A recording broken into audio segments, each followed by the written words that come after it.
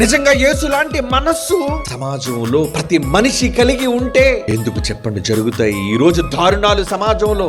కనుక సమాజంలో దారుణాలు అరికట్టాలి అంటే క్రీస్తు మాటలు ఈ సమాజానికి వినిపించాలి.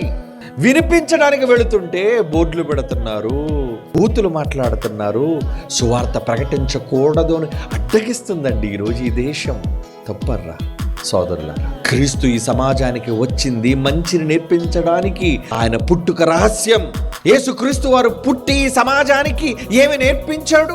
సమాజాన్ని ఎలా మార్చాలి, మనిషిని ఎలా మార్చాలి, దేనిలోనికి మార్చాలి? చెడు నుంచి మంచిలోనికి మార్చాలి. ఆ మనసే మంచిగా మారిపోతే మనుష్యులలో ఈ భేదాలు, ఈ తత్వాలు, ఈ గొడవలు, ఈ అల్లర్లు ఉండవండి. కానీ ఎందుకు మనం కోరుకోవట్లేదు చెప్పండి? ఆ మాటలను మనం ఎందుకు స్వీకరించలేకపోతున్నాం చెప్పండి? స్వీకరించాలి. ఆ మాటలను స్వీకరిస్తే ఆ మృదువైన మాటలలో, ఆ నిష్పక్షపాతమైన మాటలలో, ఆయన చూపించే ఆ చల్లని ప్రేమ మాటలలో ఈ సమాజం బాగుపడుతుంది.